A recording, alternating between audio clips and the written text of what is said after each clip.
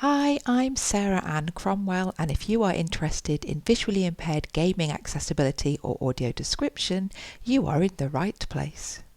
Thanks to the WMCA Activate Skills Development Grant, I was able to chat with the legendary Janissary, who is the producer of live and interactive audio description, specialising in gaming content at Descriptive Video Works.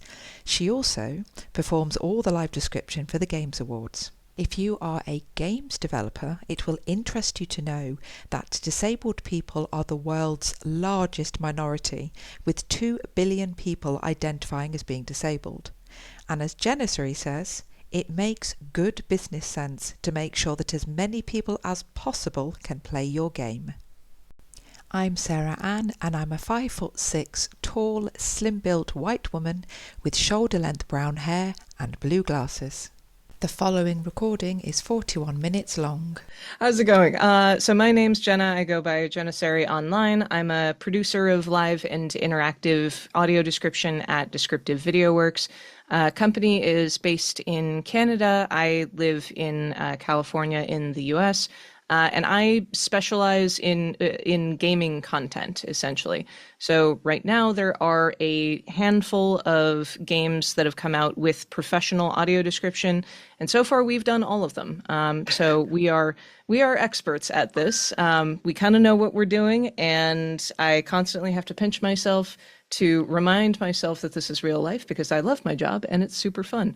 The producer role means that I am typically involved in project management, but it also means I get to get down in the weeds and still do some writing a lot of the time. And in addition to that, as if that weren't enough, I also do some live audio description for live gaming events.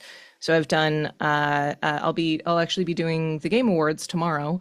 I've been doing that for a couple years running, and along with like the Summer Games Fest, UB Forward, the Xbox Game Showcases, and a couple others. So I love video games, and I'm very happy to be here. Thank you, Sarah, for inviting me. Do you prefer Sarah Ann, by the way? If that's okay, I would. Okay, yeah. Thanks, Anne. Thank you. I'm just feeling a bit like, "Oh, you're doing the Game Awards tomorrow." It's so much fun. It's great. It's always super hectic because there's so much that I need to study beforehand. And they're very secretive about their information. So usually I have to like go on over to like the rumor mill for things that might get announced. But it's fun because research is part of it. Yeah. Mm-hmm. Oh, and I should specify my pronouns are she, her, and I am a white woman in my early 30s wearing a sweater with beige and black checker marks, just in case anyone who's watching is visually impaired. Brilliant. That is how you do an audio description of yourself.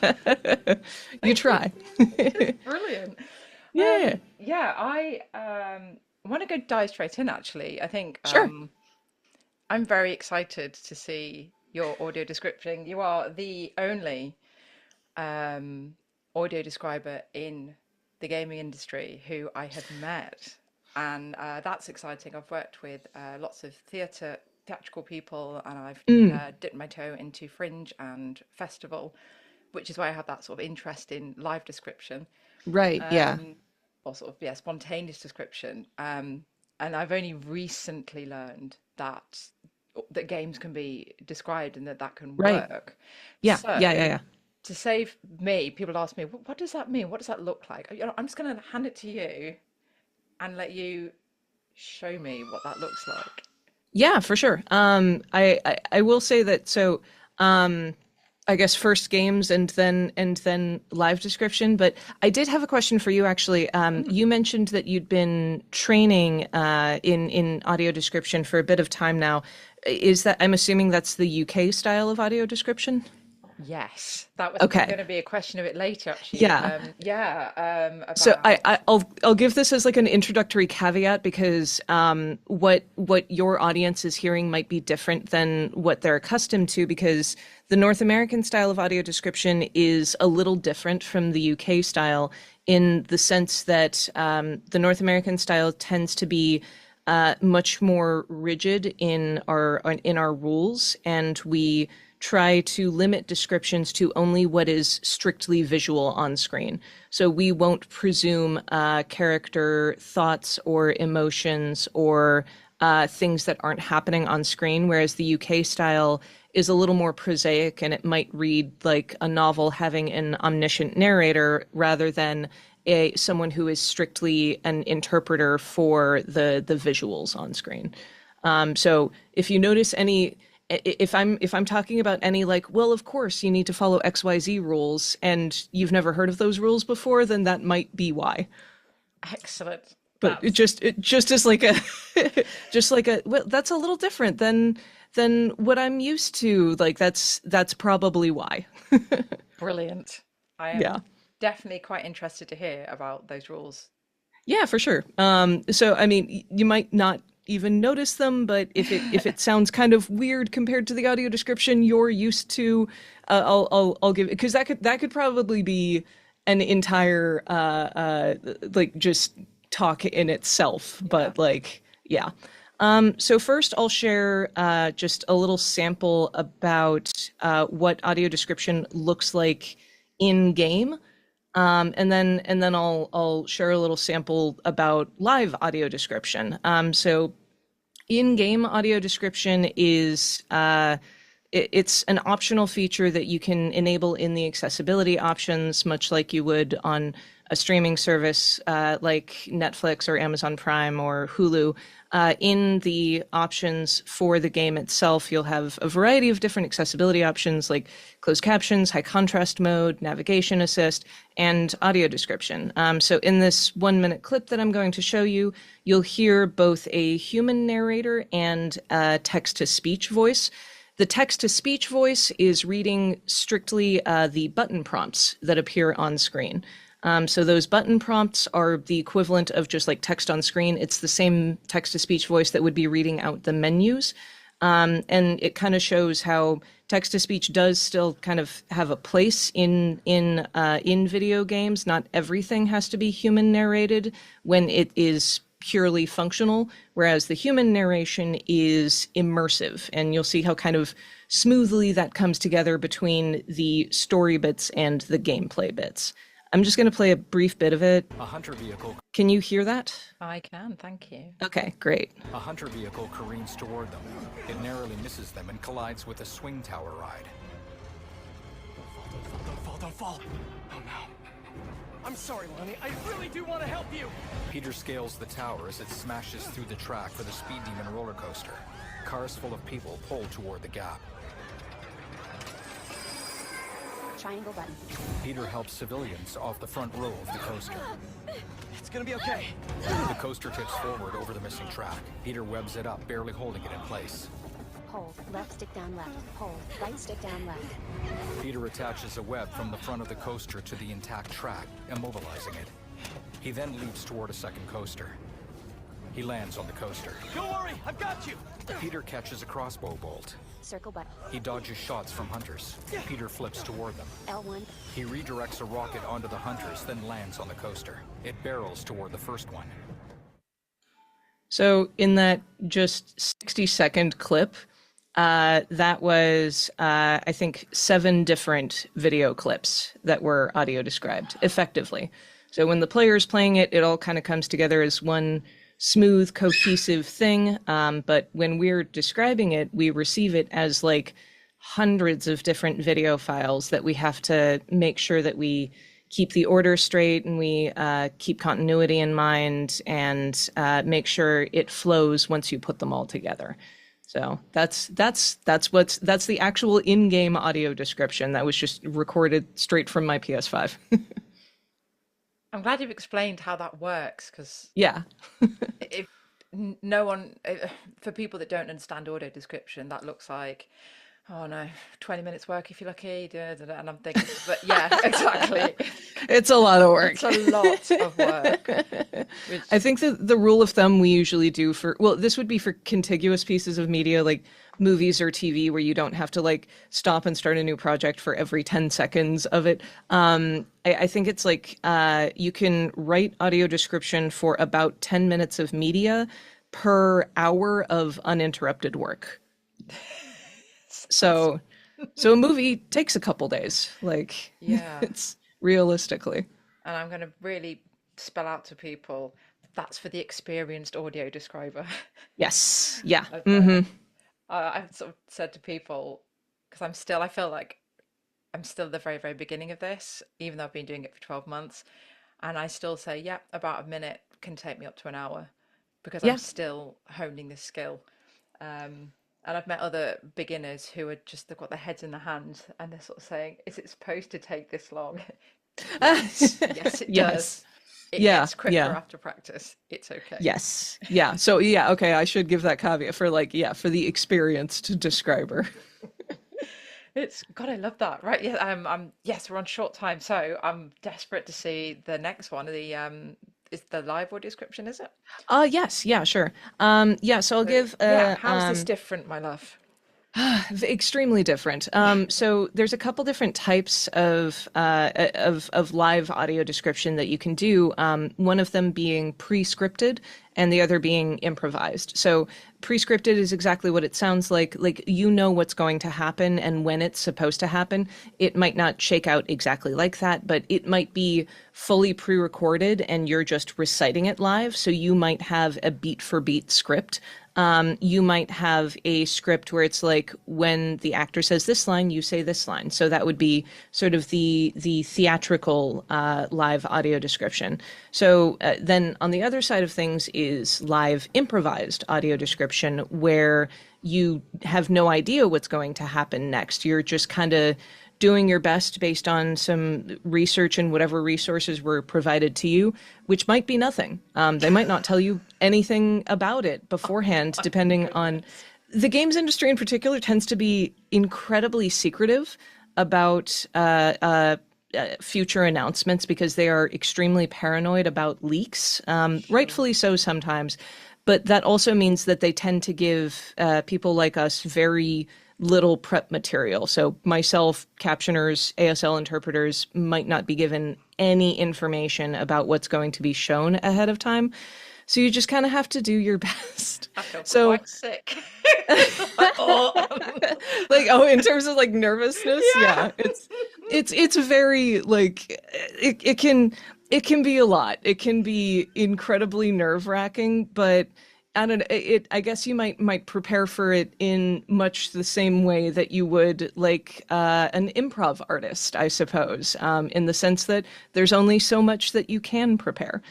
So I'll show you a little bit of pre-scripted audio description first, and then we can get into I don't know if I've paused this at the right place, and then I can show you a little clip from fully improvised audio description. So this one's from Minecraft Live. This is just a little short with like Minecraft villagers, and I had access to the entire thing ahead of time, so I wrote myself a script, and I'm just reciting that live. Exits over there. Later, Villager 9 walks through the dim, misty forest. Everybody keep their eyes peeled for monsters. Of course, we know there's no such thing. What about zombies? Or skeletons? Or a dragon? And it didn't look like any of those. All right, what did it look like? I couldn't see it clearly. It was behind a tree. Convenient. They all walk in a line, holding torches. Hey, does anyone feel like we're being watched? I hope so. We need the ratings.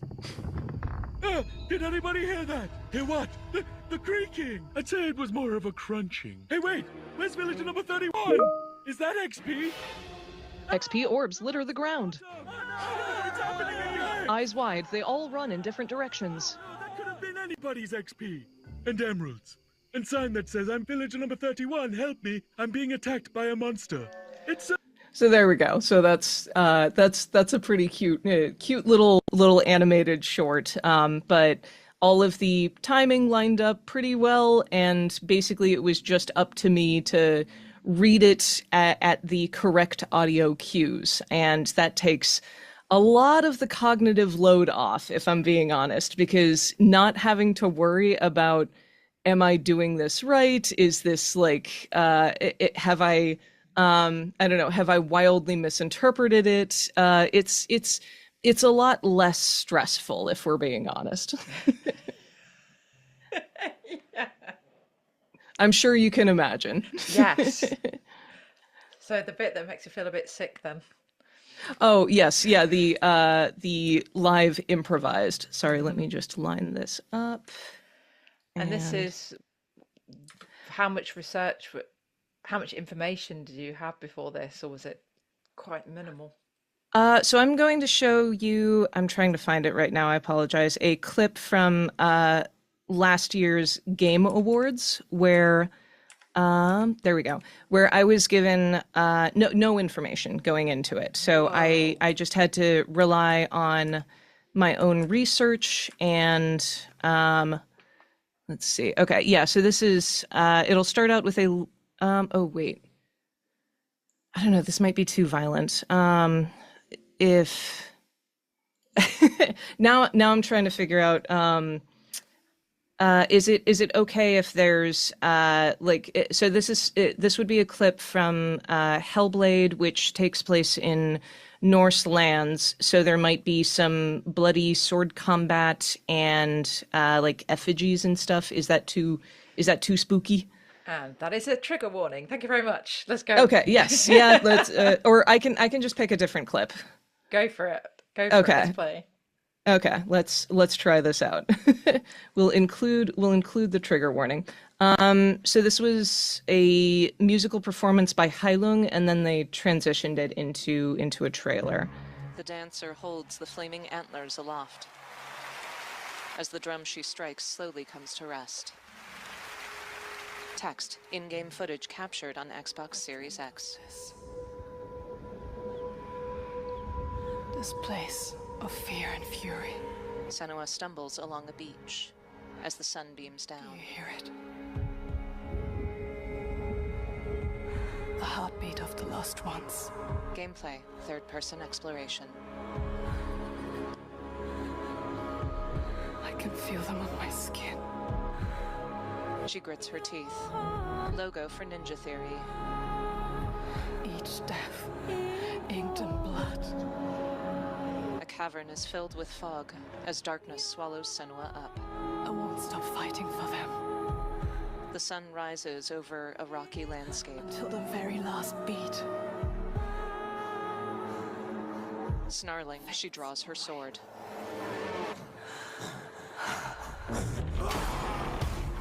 She grits her teeth. A muddy, monstrous creature slams against her sword with a torch. She wades through an underground cavern with a torch held aloft. She slashes at a monstrosity with a ram's skull in place of a head. You want the truth? All the lives inside me tell me to let go. A man stares with narrowed eyes. The shadow will always hang over me. Smoky flames obscure a hooded face. Senua and the man back away into a cave. Her blue eyes dart around as hands engulf her face. In darkness, she slashes at more monstrosities. She decapitates one, hamstrings another, then throws a third off of her. One breathes fire at her, muddy hands clutch. Senua drops into a cave. What will I become? Her partially submerged eyes stare out of still waters. Title: Senua's Saga, Hellblade 2, 2024. In grayscale. And I think I'll cut it off there. So that's definitely going to be a horror trigger warning. I apologize. That's a very intense one. I'm in awe. I'm in absolute awe. I will give a caveat. That's like one of my favorite game series. So I knew the character and like the vibe pretty well. And I was hoping that there would be a new trailer, but I had never seen that before. And that was like it wasn't the first. So I knew the game was coming out the next year. So I knew that there might be something there about it, but I had never seen that trailer before. In the beginning, there's like, there's a pacing that trailers tend to follow where it's like the character gradually giving like a monologue of some kind where they say like, a phrase, 4 seconds of silence, phrase, 4 seconds of silence. And then you could kind of see me getting into the rhythm of that near the beginning. I talked over her a bit, but that's kind of unavoidable. So whenever she was like saying that phrase, I was kind of ignoring whatever she was saying and just coming up with something to say during the next block of silence, so that I didn't accidentally tread on her dialogue.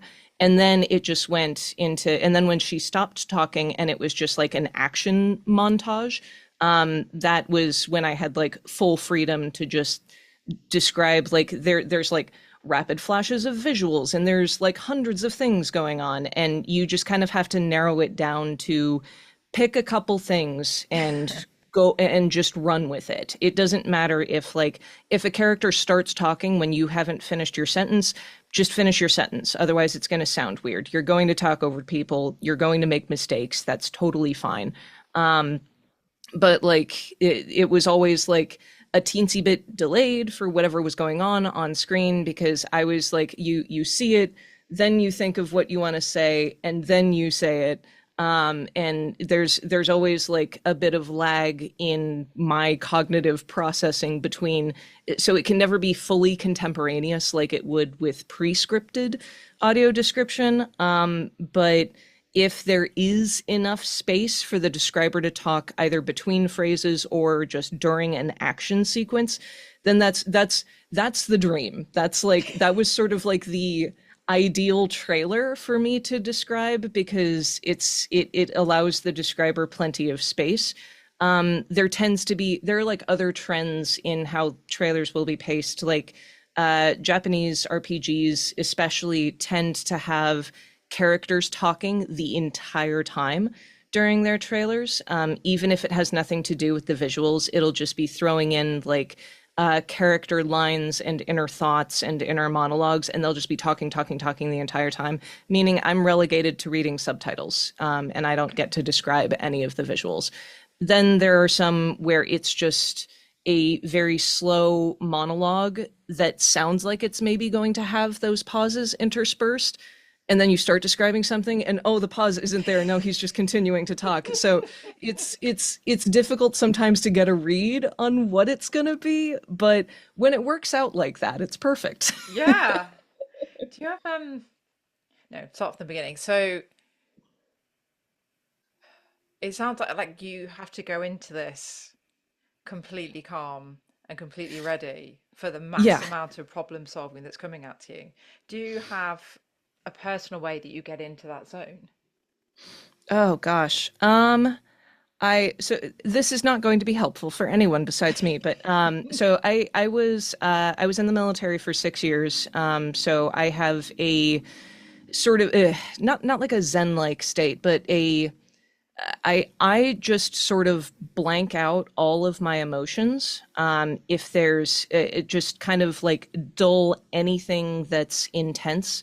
That could be like, we would have to like stand in formation and they would do things that were very silly to try to get us to laugh. Or there would be, of course, very stressful situations where you had to keep your head about you and you had to think rationally and logically when your brain wanted to think like a monkey, basically, just panic and run.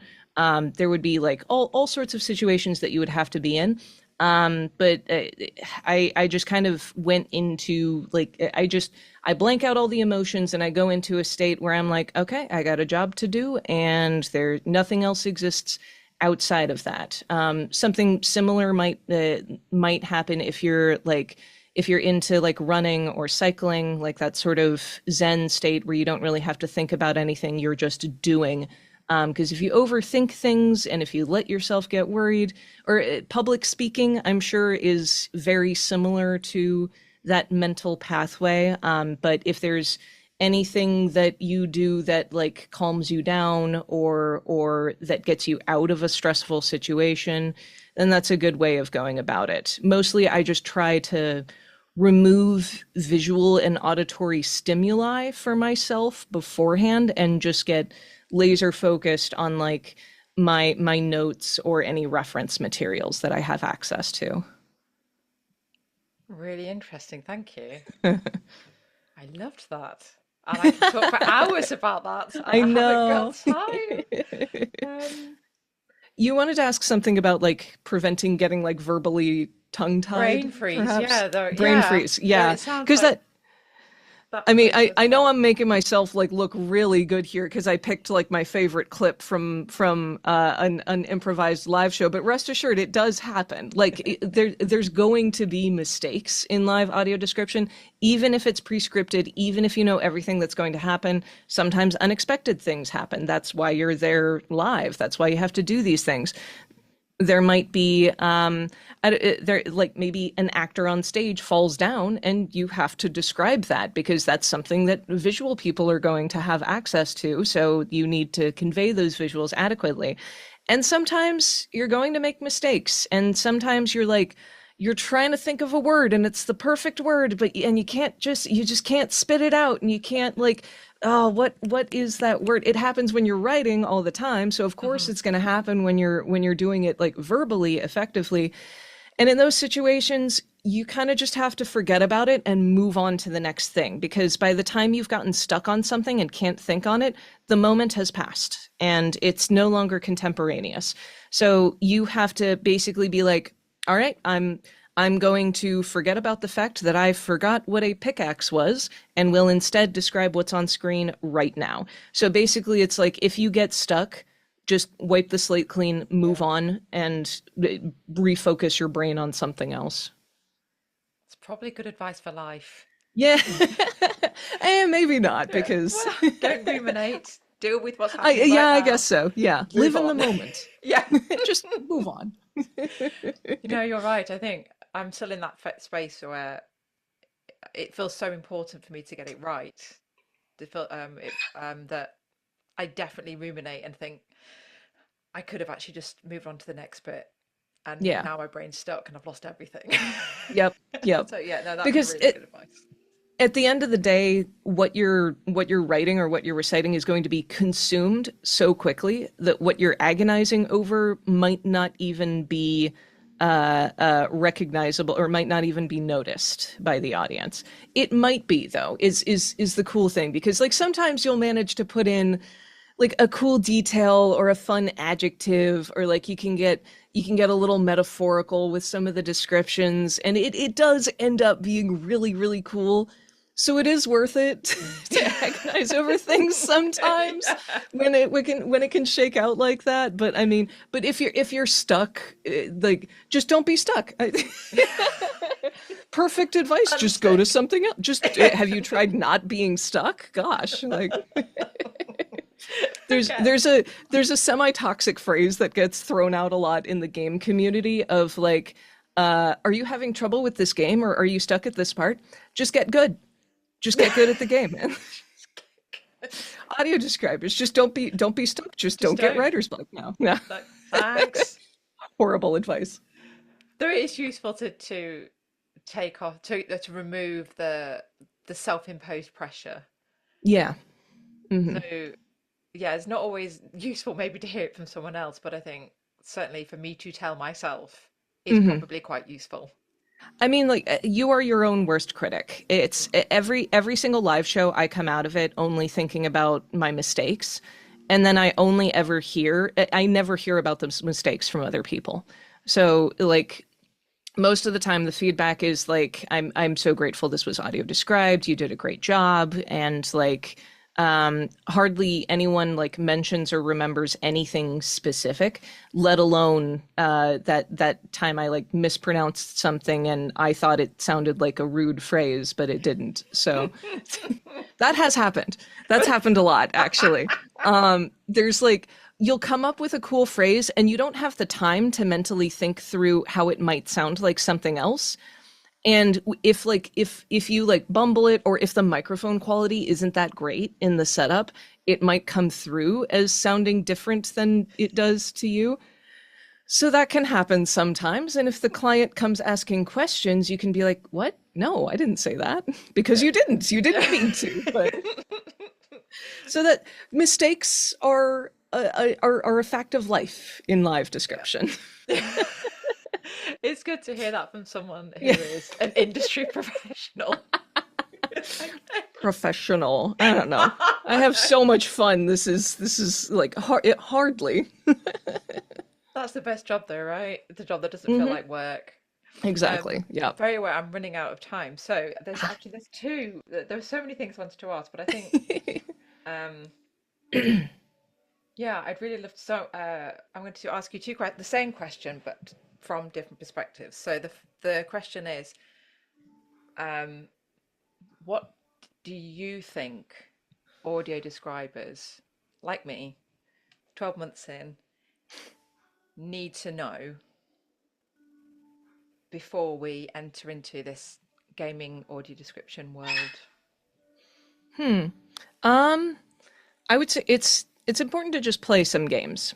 You don't have to play all games. That's not your job. That's not that, like, you shouldn't be expected to know every single game character. I mean, so the game industry is, by dollar value, bigger than the movie industry.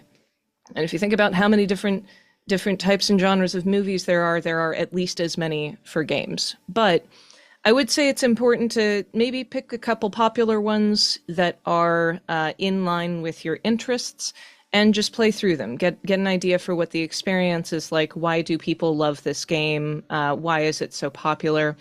And be conscious of the continuity in those games, and know that your audience relies on that continuity to be able to follow the story.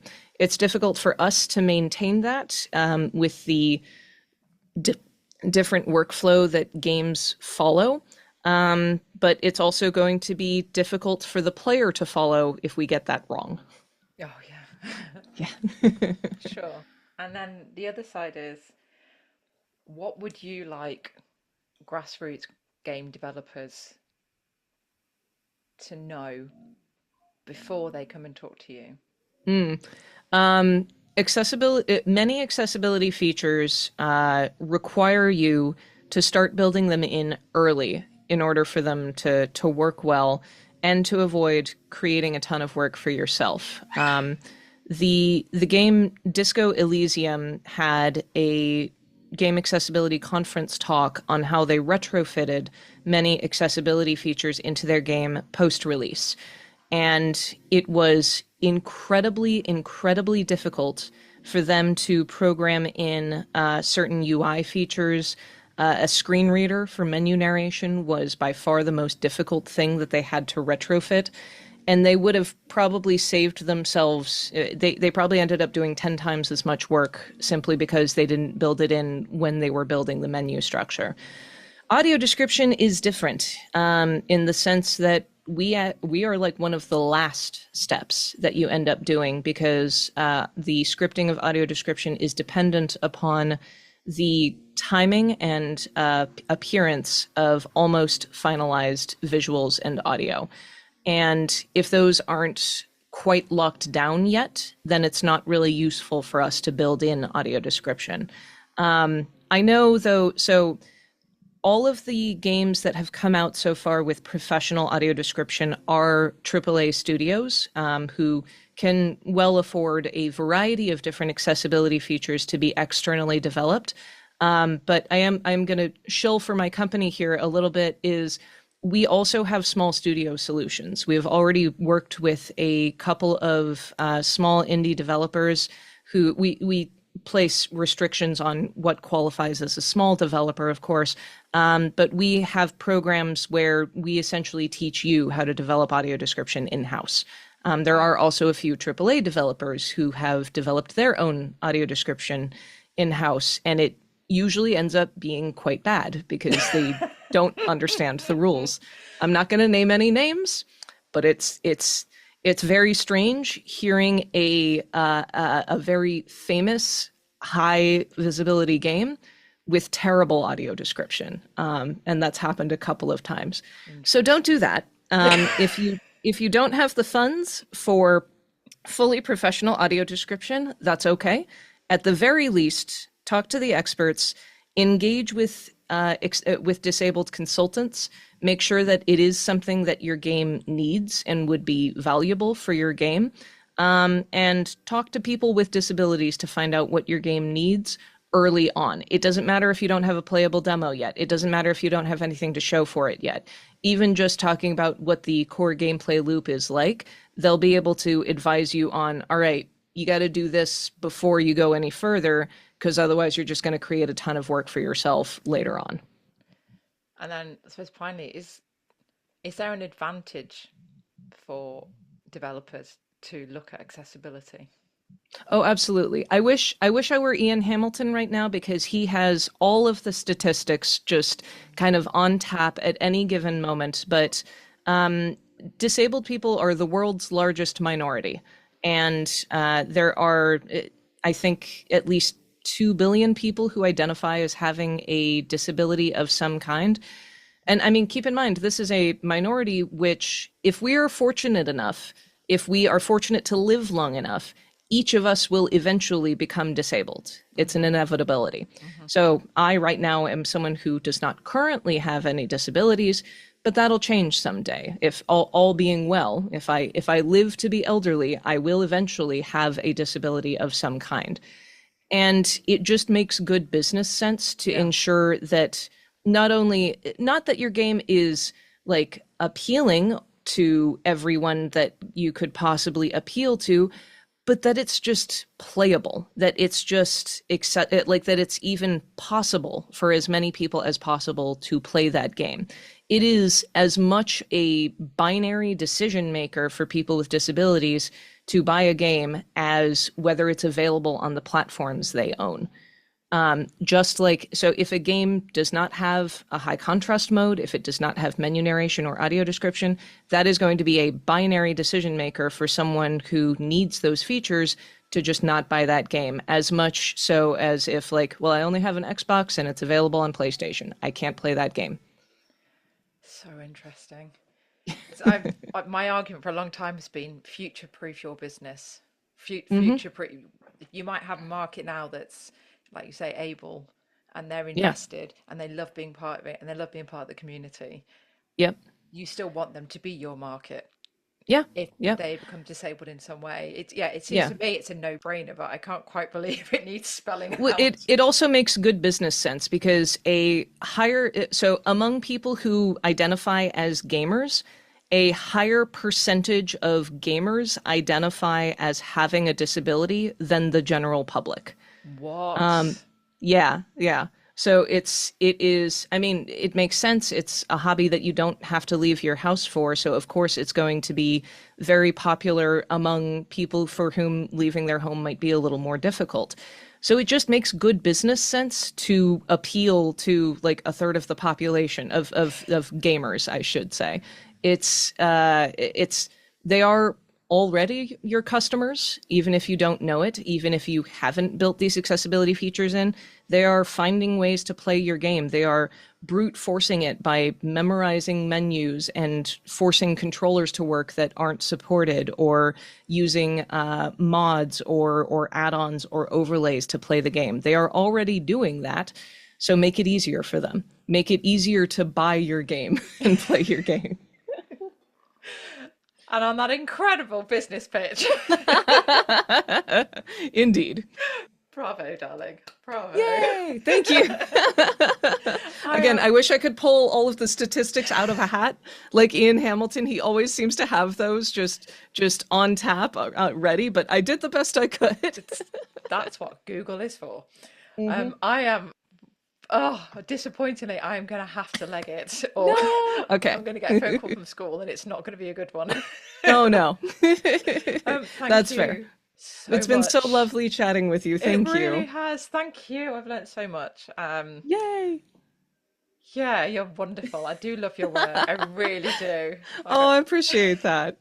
I'll send you the link to the Game Awards start tomorrow at like midnight your time, but like for you to watch later, not asynchronously. I'll send you some links. I'm so insanely excited by that. I can't even tell you. Thank you. I can't wait. Yay. Oh man. Thank you so much for having me on, and thank you for your lovely questions. You are very, very welcome. And again, thank you for giving me your time at such a ridiculously early time in the morning. It works. Excellent. All right. I will email you. Oh my God, I've got to go. Thank Yes, you please. so much. Mwah! Yay! Thank you for nerding out. If you would like to mine 4 hours of audio description training gold, look up the Games Awards 2024 official descriptive audio livestream. For more information about visually impaired accessibility, go to sarahannecromwell.com or visit my friends at sandwellvisuallyimpaired.org.